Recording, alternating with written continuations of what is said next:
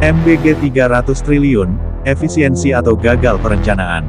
Oleh Christovita Wiloto, Chairman Strategik Indonesia. Prolog strategis. Program makan bergizi gratis MBG, yang digagas oleh Presiden Prabowo Subianto merupakan salah satu manifestasi visi kerakyatan beliau. Namun, seperti semua megaproyek nasional, antara idealisme dan realisasi terbentang jurang manajemen, politik, dan birokrasi. Pernyataan Luhut Binsar Panjaitan yang memproyeksikan pembengkakan anggaran MBG menjadi 300 triliun rupiah tahun 2026, padahal realisasi hingga Mei tahun 2025 baru 3 triliun rupiah, mencerminkan dinamika ini. Apakah ini efisiensi atau cerminan kegagalan perencanaan? Latar belakang MBG. MBG diluncurkan sebagai program prioritas nasional dengan target jangka pendek 17,9 juta penerima pada 2025, dan jangka panjang 82,9 juta pada 2026.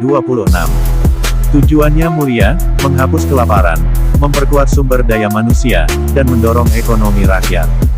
Namun, dari alokasi 171 triliun rupiah dalam APBN 2025, hanya sekitar 3 triliun rupiah yang terserap hingga Mei.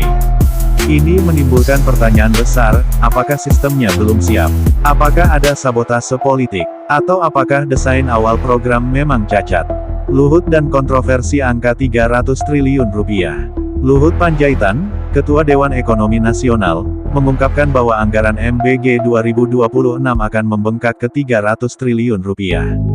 Apakah ini bentuk dukungan atau upaya menjerumuskan Presiden Prabowo ke dalam jurang pemborosan dan kegagalan fiskal?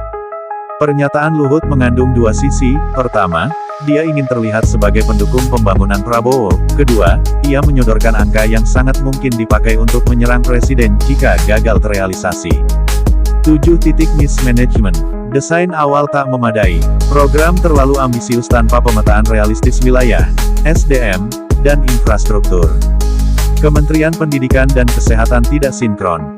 Kedua kementerian kunci saling lempar tanggung jawab soal distribusi dan kriteria gizi. Ketiadaan basis data nasional anak sekolah yang solid. Distribusi terhambat karena tidak ada data akurat penerima.